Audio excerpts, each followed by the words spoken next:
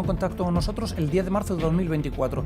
La relación que hemos tenido con las monjas de Belorado ha sido de 4 meses y medio, desde el 10 de marzo hasta el 24 de junio en el que nos invitan a salir. Nuestra relación con ellos comienza por algo puramente, no sé cómo decirlo, doctrinal, teológico. Nos empiezan a contar el problema que tienen con el monasterio de Orduña, que le iban a rescindir el contrato, iban a perder el monasterio. La Pía Unión intentó localizar y localizó a un benefactor que estaba dispuesto a ayudarlas, pero claro, siempre y cuando lo que se fuera a hacer fuera fiable y al final pudieran quedarse con el monasterio, porque si luego iban a dar el paso de separarse de la Iglesia Conciliar y el monasterio se lo quedaba en la Iglesia Conciliar, no tenía tampoco mucho sentido. Mire, para el monasterio de Belorado no necesitábamos ningún benefactor, Y hay un momento en el que la Madre Abadesa nos pide a la semana o 10 días de habernos conocido que hagamos raudamente y de manera veloz, ya, si es posible, la transferencia del 1.200.000 o de los 225.000, o si no mejor 230,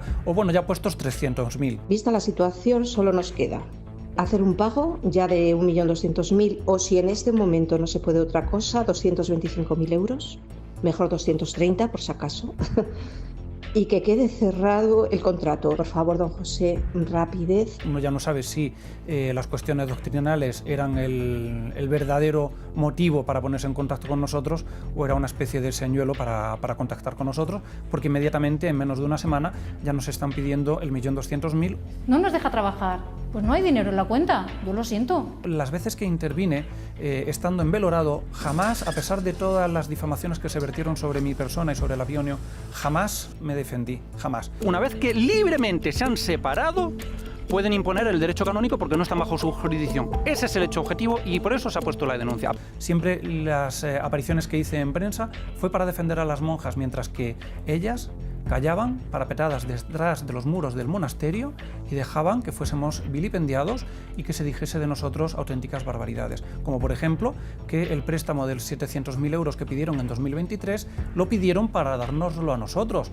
Han dicho que ustedes nos conocieron en marzo de 2023 y en abril pidieron el préstamo para darnos el dinero a nosotros. Jesús, son unos buitres carroñeros. ¿Y a esta gente no la vamos a denunciar? Se erigieron como portavoces y efectivamente nosotras en ningún momento les pedimos que hablaran por nosotras.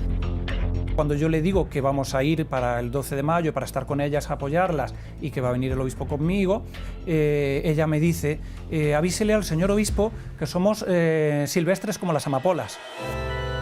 Nunca ha sido la intención de nadie que ellos perduraran aquí ni se pusieran a vivir aquí con nosotras, ¿no? Es que antes de que ellas todavía decidieran someterse a la jurisdicción de mi obispo, nos preguntan, pero bueno, ¿tenemos que someternos entonces a Monseñor de Rojas y demás y tal? Y yo ahí les voy explicando y le digo, mire, este punto es el que menos gracia le hace a mi obispo, por la publicidad que va a repercutir en nosotros. Y eso se lo digo a ellas en el mes de abril, casi un mes y medio antes de que ellas hagan público el manifiesto católico. Después de la muerte de su santidad Pío XII, la sede de San Pedro está vacante y usurpada.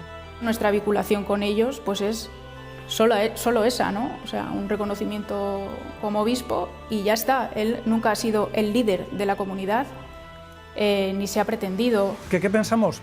¿Dónde nos hemos metido? ¿Dónde nos hemos metido? La idea original era ir para el 13 de mayo, cuando ellas hicieran el manifiesto, yo estaría un par de días allí y mi obispo se quedaría un par de semanas para intentar poner en orden la vida religiosa, elegir qué constituciones y qué regla de vida iban a seguir, que no la habían elegido todavía, porque ya le dijimos, de clausura no son, tienen que elegir unas constituciones, pero no van a ser de clausura. Pasaron las 2 semanas y no se había podido hablar nada. Entonces ya a las 2 semanas mi obispo me dice muy serio, vámonos de aquí, que aquí no hacemos nada. Al fin y al cabo el que había estado hablando 3 meses con ellas, dando la cara siempre por ellas y tratándolas era yo. Son las monjas las que están intentando vender. ¿Cuál es el problema? Hay que entender que la situación en la que viven es una situación muy anómala, que todo esto pues, se ha ido demasiado de las manos, ¿no? A nivel mediático, démosle un poco más de tiempo. Al final mi obispo me hizo caso, para bien o para mal. Yo creo que para bien, porque si en aquel momento nos hubiéramos ido como pretendíamos hacer, a principios de junio, pues habríamos quedado como los malos de la película. Madre mía, es una versión totalmente antagónica a la que nos dijeron las monjas aquí en Código 10. Según lo que nos estaba usted contando, parece que las monjas les han utilizado, incluso les han engañado a ustedes. Bueno, pues esa es la impresión que da, porque desde el primer momento sí es cierto que nos plantean dudas doctrinales, a las cuales yo intenté responder en todo momento, pero al menos de 10 días ya nos habían hablado de los problemas que tenían con el monasterio de Orduña y de alguna forma pues nos habían pedido ayuda. Nosotros desde la Pía Unión localizamos a un benefactor que estaba dispuesto a ayudarlas, pero claro, siempre que hubiera garantías de que se podía hacer la operación. Don José, vamos al principio. Mi percepción, que no sé si es la que tiene el resto de los españoles, es que pintan dos varones, discúlpeme, lo voy a reducir a esto, dos varones con un montón de monjas en un convento de clausura. ¿Para qué se meten allí? ¿Qué hacen? Y lo que quiero es iniciar desde el principio. ¿Por qué van ustedes al convento y quién les llama? A ver, vamos al convento para apoyarlas en el momento de ellas hacer público el manifiesto. ¿Quién les llama? Llamarnos en ese momento propiamente nadie. Ya nos llamaron el 10 de marzo, por primera vez. ¿Pero qué se presenta? Por primera vez. ¿Van ustedes por gusto? ¿Les llaman? Oye, venid a hacernos...? Bueno, una vez que ellas se separan de la iglesia conciliar, alguien tiene que decirle misa, ¿no? Pero entonces, ¿quién se pone en contacto con quién? Ellas nos dijeron que fueron ustedes los que les llamaron por primera vez. En contacto ellas, el 10 de marzo, es la primera vez que tenemos una conversación Madre Isabel, la abadesa y servidor, el 10 de marzo de 2024. ¿Y para qué le llaman? ¿Qué le dice la primera conversación? En un primer momento, cuestiones doctrinales, dudas sobre la doctrina, la situación de la iglesia conciliar, bueno, pues, todo tema doctrinal, teológico y demás. ¿Y terminan las dudas? ¿Y cómo? No terminaron las dudas, hubo que tratarlo desde marzo hasta mayo, pues hubo varias llamadas, videoconferencias, no solo con la madre abadesa, sino con las demás monjas también, con las demás hermanas, en las cuales se intentó explicar un poco cuál era esa situación. Pero luego, pues inmediatamente también, junto con toda esta situación, se plantea lo de Orduña, el problema que tenían económico con Orduña. Pero ustedes llegan ahí porque les han llamado, ¿y qué es lo que se encuentran? Hay mucho descontrol, mucho desorden a lo que todos pensamos que tiene que llevar una monja, es decir, de rezar, de ir a misa. Total. A ver, yo las conocía por teléfono, pero claro, no había estado nunca en el convento. Cuando llegamos al convento, como les digo, en un primer momento, la idea era estar yo un par de días, mi obispo se iba a quedar 2 semanas o así, para poner en orden un poco la vida religiosa. Porque claro, desde el principio se les dijo que ellas no podían ser ni van a ser monjas de clausura. Sin embargo, se les dijo también, elijan ustedes una forma de vida, porque el obispo no les va a dar una forma de vida, él aprobará lo que ustedes quieran, porque son ustedes las que van a vivir de esa manera. Elijan ustedes una forma de vida y a partir de ahí hablamos. Las 2 semanas en las que iba a estar mi obispo era para poner en orden la forma de vida que ellas iban a seguir, porque ya no iban a ser monjas de clausura según las normas de la Iglesia hasta 1958, es decir, hasta con el Código de Derecho Canónico de 1917. En las 2 semanas que estuvimos allí, en las 2 primeras semanas, no se habló absolutamente nada. Cuando llegamos allí nos encontramos con que no van a la Iglesia, no rezan el oficio divino, que es obligatorio para las monjas de clausura, salvo pena de pecado mortal, tienen que ir 8 veces al día a la capilla, a la iglesia, a rezar, y no iban, apenas iban a misa y dando gracias, parecía que había chinches en la capilla, porque entraban casi cuando nosotros estábamos subiendo al altar y se marchaban antes de que llegásemos a la sacristía, y luego no volvían a pisar la capilla en todo el día. Trabajar, levantarse tarde, porque tenían una vida totalmente desordenada, y trabajar demasiado, pero rezar nada. Usted está describiendo un piso de amigas. Básicamente. O sea, las monjas de Belorado es un piso de amigas que trabajan, pero con el cristianismo nada tiene que ver. La máxima de la vida religiosa atribuida a San Benito es ora et labora, reza y trabaja, pero primero reza porque es el centro de la vida religiosa. Sin embargo, ellas verdaderamente le han puesto a la sociedad civil que regentan con la que regentan el restaurante de Riondas, obra et labora, trabaja y trabaja. Y es que verdaderamente es lo que hacen, trabajar y trabajar, pero rezar nada. Han dejado la oración de lado. Y cuando les preguntaban ustedes, ¿qué os respondían? ¿Que por qué no rezaban? Es que no nos dio tiempo de tratar apenas ese tema, porque cuando intentábamos tener algunas charlas, continuamente se iban posponiendo y luego muchas veces íbamos a dar alguna charla de formación y terminamos hablando de los problemas mediáticos del momento. Entonces no dio tiempo apenas de entrar en eso, de poner en orden esa vida religiosa. ¿El convento estaba limpio? No, el convento tampoco, porque claro, no les daba tiempo ni siquiera de limpiar, hasta el punto de que, por ejemplo, ellas tienen perros dentro del convento, no solamente en la huerta. La segunda planta del convento tiene la planta baja y 2 plantas de celdas o habitaciones. La última planta está llena de animales, de perros. Tienen perros dentro. El claustro está cerrado con una cúpula de cristal y a veces había algún perro que hacía sus cosas en el claustro y tardaban 4 días en recogerlas. la iglesia, uno entraba a la iglesia, yo jamás he visto una iglesia de monjas de clausura así. Entrabas a la iglesia y aquello parecía un escenario del oeste, parecían bolas de pelusa, que parecían las bolas del oeste rodando por debajo de los bancos. ¿Quién se tiene que encargar de recoger y de limpiar? ¿Las mismas monjas? Lógicamente, claro. Porque no contratan servicio de limpieza ni... Es que si contratasen más empleados, aparte de los que ya tienen, no, lógicamente eso tendrían que hacerlo ellas. Y no había turnos, no había una hora de levantarse, un protocolo diario, cada uno se levanta a la hora que quiere. Debería haberlo. De hecho, precisamente una de las cosas que le impuso mi obispo es que se dieran un horario, porque mi obispo no les imponía un horario. Dense ustedes un horario, pásenmelo para aprobárselo. Le pasaron un horario que era completamente irrealizable y fuera de la realidad, de la vida religiosa. Se lo echó para atrás y no volvieron a pasar otro horario. ¿Confesabais a las monjas? No os dio tiempo. Es que no dio tiempo porque, claro, vamos a ver... ¿En 3 semanas no había pecados que confesar? Una de las cosas que se les exigió también era que buscasen 2 días para hacer un retiro espiritual, para hacer un examen de conciencia, que se pudieran confesar en condiciones. 2 días, claro, esos días los tiene que dar la abadesa, que es la que regenta, la que gobierna y la que tiene que organizar los turnos. 2 días de silencio para poder hacer un retiro y hacer el examen de conciencia, poderse confesar.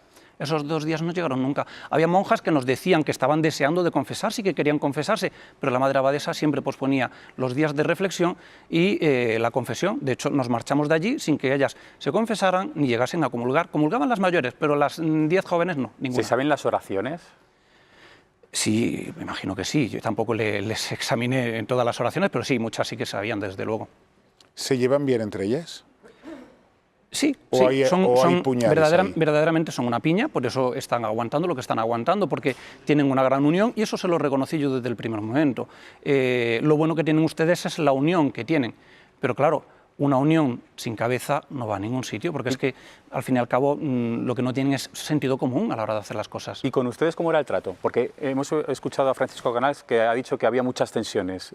¿Se portaban bien con ustedes? ¿Eran amables? Sí, no, ellas fueron amables en todo momento, el trato fue siempre cordial, pero claro, sí es cierto que ellas lo que querían era un obispo que no se metiera en nada y un capellán que no se metiera en nada. Pero claro, obispo viene del griego episkopos, epis por encima de skopeo, mirar. El episcopo, el obispo es el que vigila, el que supervisa.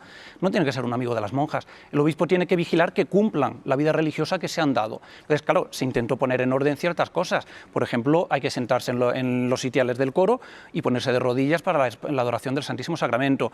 Hay que tener tiempo de oración, hay que hacer exposición del Santísimo Sacramento, que las clarisas tienen exposición diaria. En los 42 días que estuvimos allí apenas se hicieron 5 exposiciones.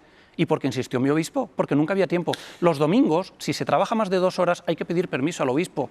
Pues estaban pidiendo permiso todos los domingos para trabajar algo más, porque no les daba tiempo de terminar nunca el trabajo. Y la oración siempre de lado. Me gustaría saber qué están pensando las monjas de Belorado, porque ya llevamos un buen racimo de bombas dialécticas de lo que pasaba allí. Francisco Canals, actual portavoz de las monjas de Belorado, ¿te estás mensajeando con ellas? ¿Están diciendo algo respecto a las primeras declaraciones de don José, que tiene bombas, otras cuantas escondidas todavía? Bueno, las monjas de Belorado yo creo que en este momento están rezando, están escandalizadas, pero sobre todo están muy dolidas porque son religiosas, quiere decir que son mujeres que tienen también una vida espiritual y lo que vemos en este señor, al margen de sus palabras, de sus contenidos, de sus cócteles, que estoy seguro que son fantásticos, lo que vemos es el resentimiento, vemos una mirada de odio, vemos un lenguaje de una persona que quiere hacer daño, que quiere denigrar a las monjas y esto, señores, es totalmente contrario a la vida religiosa, porque estamos en un plató de televisión y está muy bien, yo también soy periodista, pero usted que es sacerdote, pues bueno, yo no sé si usted hace muy bien de emprender esa especie de vuelta a España de vamos a denigrar a las monjas. Por cierto, usted no conoce a las hermanas el 10 de marzo del 2024, las conoce al 10 de marzo del 2023, algo que no sabe absolutamente nadie y os lo voy a desvelar. El señor Ceacero y Pablo de Rojas salen concretamente el 10 de marzo del 2023. En esa fecha, las monjas de Belorado ponen un anuncio en Wallapop, que es de donde sale ese señor. En ese anuncio, ellas venden unas casullas antiguas. En todos los monasterios, pues hay cosas viejas que se venden, que acumulan polvo. Francisco, permíteme. Publican un anuncio al cual llama ese señor. ¿Es verdad lo del anuncio? Yo no he usado nunca Wallapop.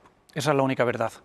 Y que se compre algo por Wallapop no quiere decir que uno se ponga en contacto para ir con ellas, ni mucho menos. Si ellas venden, se arriesgan, lógicamente, venden para que les compren. Pero eso no don es José, tabla ¿usted compró ninguna. algo de ellas? Yo no. No. Yo no. ¿Y Pablo de Rojas compró algo? Tampoco, porque nosotros no manejamos Wallapop. O sea, está mintiendo Francisco Canals. Concluyo, es que La se lo Pía puedo... Unión, lo único que sé la es que Pía Unión espera, compró cosas a las monjas. Francisco, no es lo mismo que Pablo de Rojas o don José se lo compren a que se lo compre la Pía Unión. Yo, ni mi obispo ni yo hemos comprado nada por Wallapop. Hay fieles que sí que compran cosas y nos las regalan, y nos las ceden, nos las donan.